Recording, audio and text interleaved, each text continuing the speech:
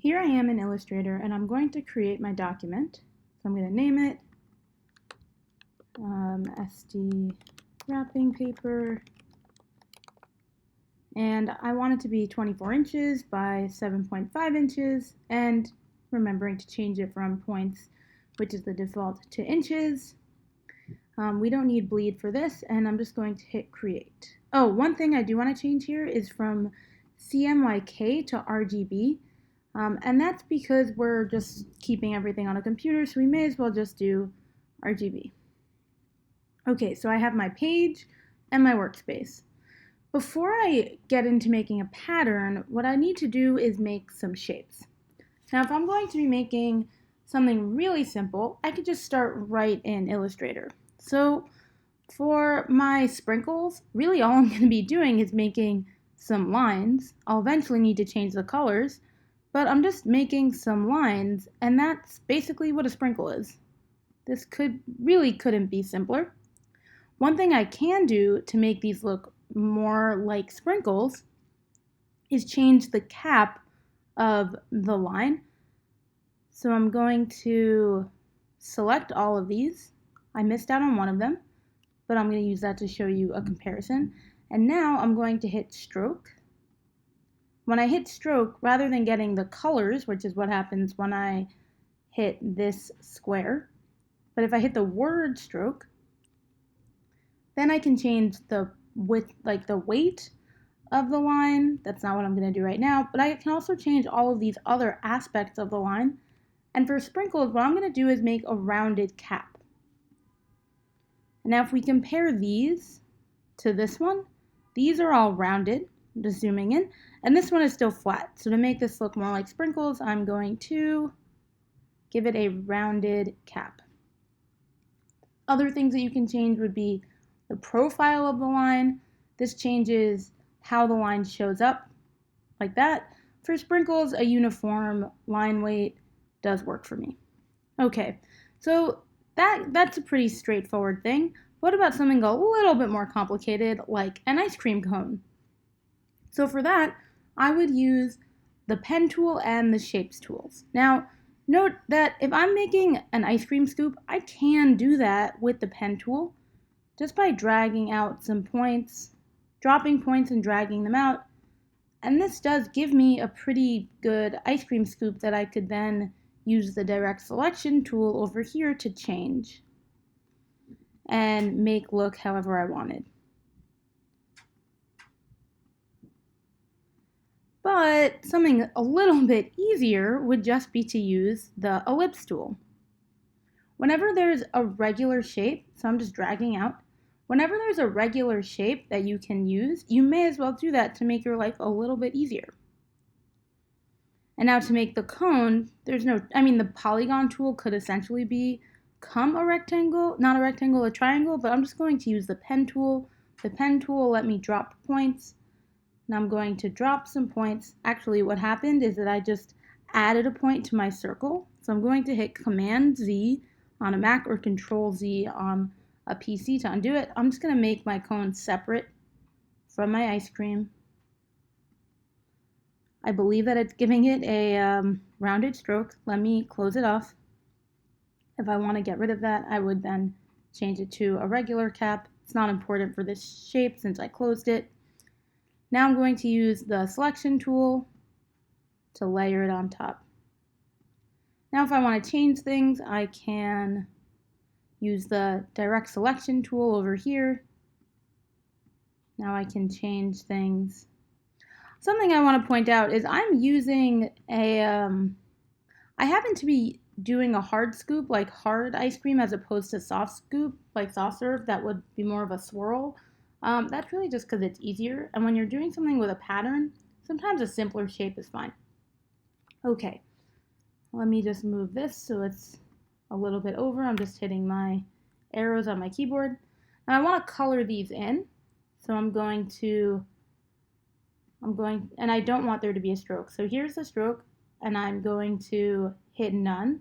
Now it changed that because the stroke was in front. Now if I hit my color, we're going to talk about how to use specific colors in a future video, but just for now, I'll I'm going through just basic changes. Now if I wanted my ice cream to show up on top of my cone, I would not go to color guide, I'd go to layers, and I would drag the ice cream scoop on top of the cone. And that would be a good way to make a pretty simple shape.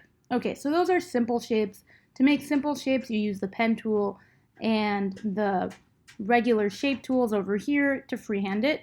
What if you're doing something a little bit more complicated?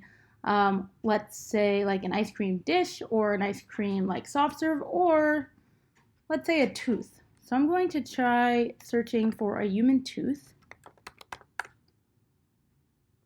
I'm going to go to images, and it doesn't need to be, these teeth are gross. It doesn't need to be like a pretty tooth. I just need it to be something that's easy to trace. I think this is gonna work fine. So I'm going to hit copy and bring it into Illustrator. Let's close up layer 1.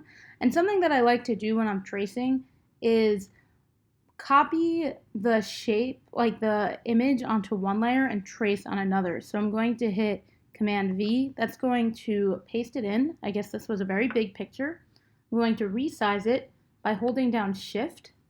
Now in Illustrator, there's no bounding box like there is in InDesign, so you don't need to hold down Command, and you don't need to worry about resizing the shape and the bounding box at the same time. You just need to hold down Shift to constrain the proportions. Okay, and I have this, it's on layer 1. We can tell because the outside box is blue. I'm going to make another layer to trace on top of, and then I'm going to lock layer 1. These things are also on layer 1, so now I can't select them, but it's not a big deal. Okay, so I have this shape, and now I'm going to trace it. I'm going to use my pen tool. The pen tool is probably the best thing to use in this situation. And I want to note that right now I can see that the fill color is this magenta and the stroke is nothing. I find that it's a lot easier to trace when you have a stroke on but no fill. So I'm going to go to swatches. I'm going to hit none for the fill. Now I'm going to hit the stroke box to make that the active thing to select. And now I'm just going to choose a color that will show up well on this black and white object. And it doesn't matter if it's the correct color, you just want something that will show up nicely. And now I'm going to drop some points. I want to get handles on these points. So I'm dragging, and I like having, then the reason that you want handles is because handles will make these rounded swoopy lines. They're called not corner points, they're called smooth points. It's this versus this. So this is corner and this is smooth. Okay, but now I'm going to keep going. And I'm dragging so I can get these handles. And I'm not so worried about accuracy on this first round. I'm just getting it in a general place that I want it, and I can always fix it later. Now I just dropped that without getting handles, and that's not a big deal. Okay, and I've just dropped my last point. Okay, so let's look at my tooth. I can hit the eyeball. I can also go down and just hit the eyeball oh, there we go. I think because it's locked, it wasn't letting me hit just one shape. There it is. That was the reason. Okay, so this doesn't look so bad, but it also could look better. So without the shape that I was tracing, I can now alter this a little bit so that way it looks how I want it to. Now, I like to fix it without the actual shape sometimes because at the end of the day, we're not going to be comparing this to the original shape that I traced it off of, but having the original shape can make it easier. See, like right now, this looks a little bit more like a heart than a tooth might actually look like. So I can move this down, and it's just a balancing act, and you're just doing your best to make it look good. Okay, so now I want to add the extra details. So we have this right here that gives the tooth the depth.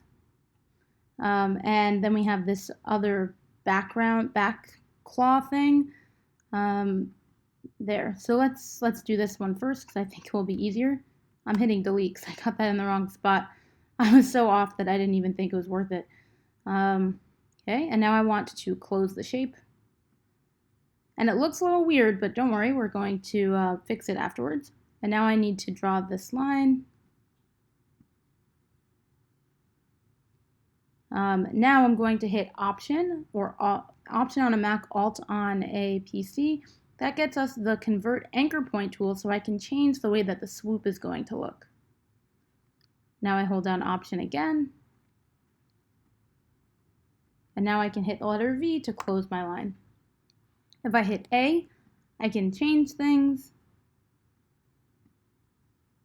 And I actually think this is a good example of where changing the profile of the line can really make a difference on how this shape looks. So let me turn this eyeball off. I'm going to select this line and then hit stroke so I get these options. Now I go to uniform and I'm going to hit this top one. And I think that looks pretty good. Like, see how it gives more depth because it gets smaller as it gets further back? Okay, now I'm going to fill this shape in white. Ooh, you know what? I accidentally changed the stroke to being white. I'm going to hit Command Z to undo that. I need the fill to be active. Okay, I'm actually going to change it to yellow, which is kind of gross, but let's change this to yellow as well. And now I want this shape to be behind. So what I do is open layer 2, and I can just drag it underneath. And now we have a tooth. So using the pen tool to create your shapes and also using the other shape tools is how you will get the shapes that you will then build into a pattern.